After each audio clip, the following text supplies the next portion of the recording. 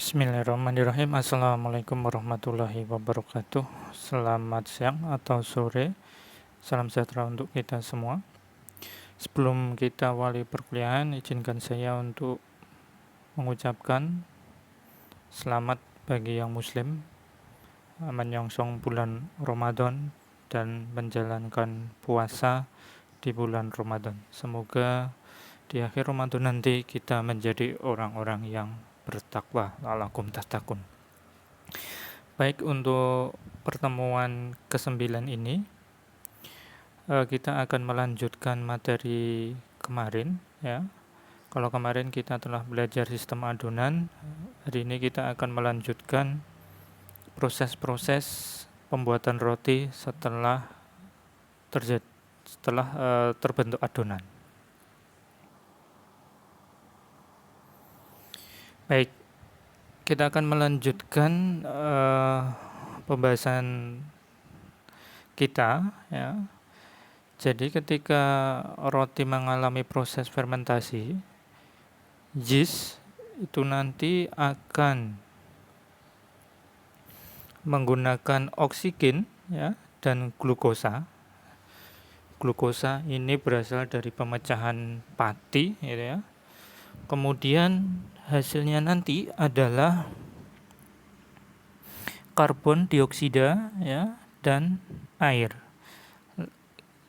Karbon dioksida inilah yang membuat roti nanti bisa menjadi mengembang. Ini fermentasi jika aerob atau menggunakan oksigen. Tetapi kalau tanpa menggunakan oksigen ya, nanti akan dihasilkan etanol. Etanol inilah yang menyebabkan cita rasa dan aroma khas dalam roti ya. Jadi kalau yang menggunakan oksigen nanti menghasilkan air, sedangkan yang tanpa oksigen menghasilkan etanol dan karbon dioksida. Kita mulai dari fermentasi primer ya. Ini biasa digunakan pada sistem strike atau sistem langsung, dimana ketika proses fermentasi ini nanti suhu harus betul-betul kita perhatikan. Biasanya yang direkomendasikan itu adalah suhu ruang, yaitu suhu 20 sampai 25 derajat Celcius. Kenapa ini perlu diperhatikan? Karena kalau suhu rendah ya di bawah 20 derajat Celcius nanti akan menghambat aktivitas yeast dan volume dari roti akan menurun atau padat. Nanti hasil rotinya adalah bantat gitu ya. Di lain sisi nanti kerasnya tebal ya, atau kulitnya nanti tebal, kemudian tidak crispy dan chewy. Dan juga jika suhu fermentasinya itu rendah ya, maka waktu fermentasi lebih lama. Sebaliknya, kalau suhunya tinggi di atas 30 derajat Celcius misalkan, nanti aktivitas yeast dan volume roti nanti akan meningkat drastis ya, sehingga nanti kulitnya akan tipis dan crispy ya. Jadi nanti akan mengalami penurunan kualitas. Kemudian suhu fermentasi yang baik itu nanti juga akan mempengaruhi proporsi asam laktat dan asam asetat. Asam-asam inilah yang nanti akan mengakibatkan cita rasa dari roti tersebut. Sebagai contoh, kalau suhu 27 derajat Celcius atau lebih, nanti yang akan meningkat produksinya itu adalah asam laktat, sehingga nanti yang dominan dalam rasa roti itu adalah buttermilk flavor atau rasa mentega. Sementara itu kalau suhu 22 derajat Celcius atau kurang ya, nanti asam laktatnya akan menurun sehingga nanti akan menghasilkan astringent flavor atau rasa sepat.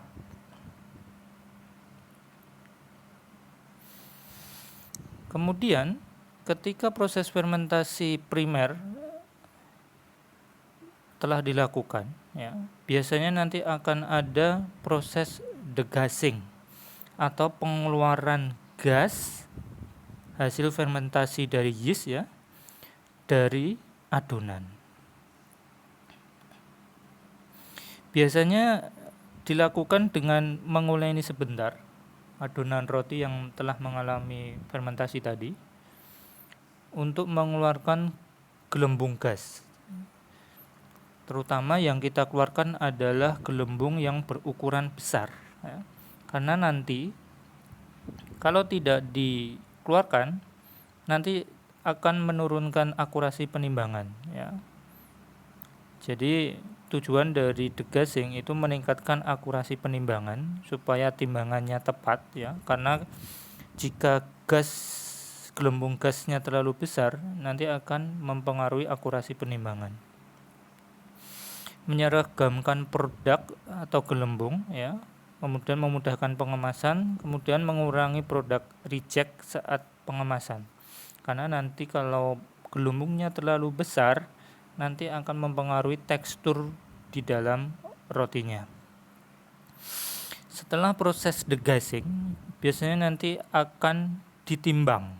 Adonannya akan ditimbang, jadi setelah diuleni sebentar, adonannya nanti akan dibagi-bagi adonannya itu, ya, sesuai dengan berat yang kita inginkan. Tetapi yang jelas ketika proses pembagian dan penimbangan sebaiknya sesingkat mungkin agar menjaga fermentasi berlebihan.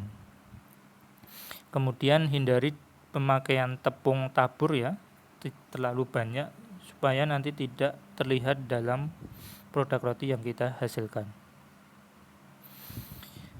Kemudian ketika untuk membagi adonan biasanya menggunakan manual, ya. Tapi kalau manual itu kan kadang kalau tidak ekspor itu berat yang kita inginkan itu mungkin tidak terlalu tepat, gitu ya. Maka dari itu dibantu dengan menggunakan alat yang namanya divider. Biasanya ini digunakan untuk membagi adonan yang sama besar menjadi 36 buah, kurang lebih satu buahnya 10 sampai 100 gram, nanti bisa di set. Kemudian ada dua tipe, ya, divider manual. Jadi semacam ini kita sebut sebagai divider manual. Jadi dia hanya membagi ukuran sama besar. Kemudian ada lagi divider rounder yang sebelah ini, ya. Jadi dia membagi dan juga membulatkan. Jadi kalau ini tidak hanya membagi saja tanpa membulatkan adonan. Kemudian kalau yang ini membagi dan juga membulatkan adonan. Jadi adonannya menjadi bulat. Kemudian ada juga jenis roti yang menggunakan molder atau adonannya dibentuk lembaran, ya. Jadi dia fungsinya untuk menggulung adonan. Jadi adonannya bisa diatur beratnya, ya, 300 sampai 1000 gram. Setelah kita bagi adonannya kemudian kita timbang, ya, nanti akan kita bentuk adonan tersebut sesuai yang akan kita harapkan, ya. Misalnya kita ingin membuat budget, kemudian focaccia dan lain sebagainya, nanti kita sesuaikan dengan bentuk yang kita inginkan. Kemudian setelah kita bentuk, biasanya di permukaan itu kita hias, ya. Kita sebut prosesnya sebagai scoring atau slashing, ya. Bisa semacam ini, ya, bisa semacam ini kayak plus ini, kemudian dan lain sebagainya. Nanti hasil yang didapat setelah packing nanti semacam ini, ya, tampak lebih indah. Baik. Kemudian setelah kita shaping, ya, biasanya ada namanya intermediate proof. Jadi periode waktu antara di mana adonan dibiarkan saja setelah pre-shaping. Bisa sekitar 15 sampai 60 menit, ya, tergantung pada jenisnya. Semakin lama volume semakin mengembang, tetapi jangan terlalu lama, ya. Kemudian selama waktu intermediate proof ini ya, ragi akan melanjutkan aktivitasnya memproduksi CO2. Adonan menjadi lebih mengembang, aroma lebih baik dan lebih mudah dibentuk.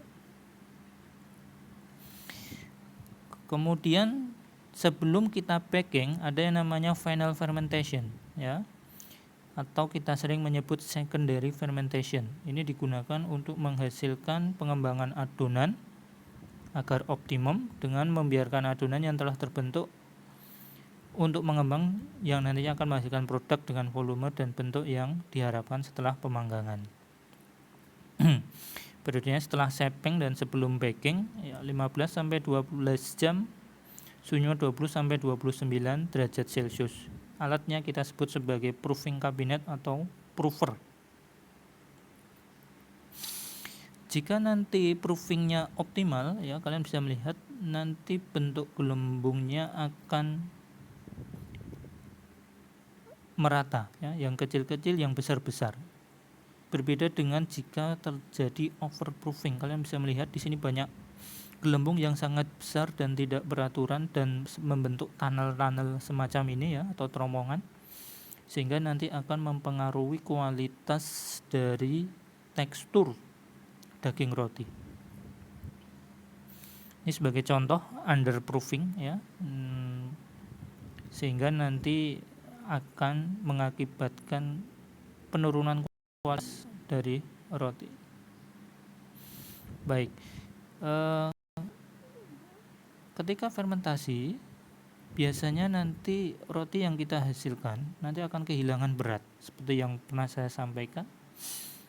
Kerugian dari salah satu sistem adonan.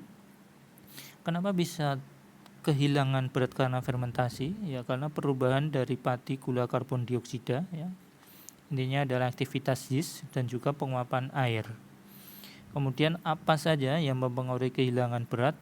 Resep atau formula, kemudian temperatur adonan, waktu fermentasi dan keadaan sekitar temperatur dan kelembapan. Baik. Proses terakhir dari pembentukan roti itu adalah pemanggangan atau baking. Di sini kalian bisa melihat tabel dari proses pemanggangan atau baking. Kita lihat dari bawah ke atas ya. Jadi ketika suhu 25 derajat Celcius ya,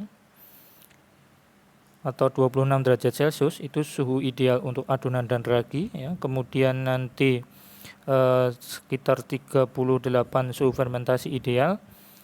Kemudian ketika dipanggang ya, suhu mulai naik semakin tinggi mendekati suhu 50 sampai 55 di sini ya. Ragi akan mati.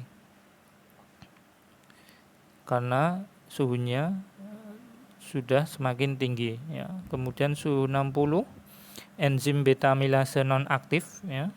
Karena nanti kalau tidak aktif dia nanti akan memotong pati gitu ya, akan mendegradasi pati. Kemudian suhu 65, gluten mulai koagulasi. Kemudian 75, penghilangan aktivitas alfa amilase. Suhu 76, titik didih alkohol ya. Jadi ketika suhu 76 ini alkohol mulai menguap. Sehingga nanti kita sudah mulai mencium aroma roti yang kita panggang ya. Dan suhu 90 pati atau komponen karbohidrat akan mengalami proses gelatinisasi sempurna. Jadi dari adonan yang berupa tepung tadi nanti akan menjadi tergelatinisasi dan matang gitu ya. Dan suhu 100 titik didih air ya. Jadi kalian bisa melihat nanti di oven semakin lama kita memanggang di dinding-dinding kacanya itu mulai ada uap air. Itu artinya titik didih air dan saat air mulai menguap. Kemudian suhu 100 sampai 130 itu pembentukan dextrin tipis. Jadi mulai ada kulit tipis di permukaan roti ya. Kemudian suhu 130 pembentukan dextrin gelap dan karamelisasi. Jadi kalian bisa melihat roti yang dipanggang dengan sempurna nanti kulitnya akan berubah menjadi gelap dan kecoklatan. Tetapi ketika suhu nanti terlalu tinggi ya, nanti akan terbentuk arang. Jadi kulitnya akan menjadi gosong. Jadi ketika proses pemanggangan nanti ada expansion ya. Jadi ini semacam roti tawar ya. Ini adonannya tadi misalkan bentuknya kotak karena di dalam cetakan yang berbentuk kotak gitu ya. Karena ini terhalang oleh dinding-dinding di kanan, kiri dan bawah, maka dia nanti akan mengembang ke atas ya. Sehingga kalian bisa melihat roti tawar itu biasanya nanti akan terjadi pengembangan ke atas. Ini sebagai contoh oven ya, dimana ini adalah produk roti yang kita panggang gitu ya. Kemudian ini adalah di ruang pembakaran. Kalau tadi yang skala rumah tangga, yang ini skala industri ya, kalian bisa melihat ukurannya dengan manusia yang memasukkan tray saja lebih besar. Kemudian ini ada yang berbentuk tunnel, jadi semacam konveyor. Udara panas dihembuskan berlawanan dengan produk. Kemudian ketika kita membakar ya, pasti juga akan terjadi kehilangan berat. Karena apa? Karena ada penguapan air, tadi sudah saya singgung, dan beberapa zat yang mudah menguap, misalnya alkohol, di mana cita rasa dan aroma roti itu berasal. Jadi faktor yang mempengaruhi kehilangan berat waktu pengovenan gitu ya, temperatur oven, keadaan udara sekitar temperatur kelembaban gitu ya, si oven, waktu pendinginan, bentuk adonan dan ukuran adonan. Inilah faktor yang akan mempengaruhi banyaknya kehilangan berat karena pembakaran. Saya kira itu saja untuk pertemuan kali ini ya. Semoga bermanfaat. Terima kasih atas perhatiannya. Wassalamualaikum warahmatullahi wabarakatuh.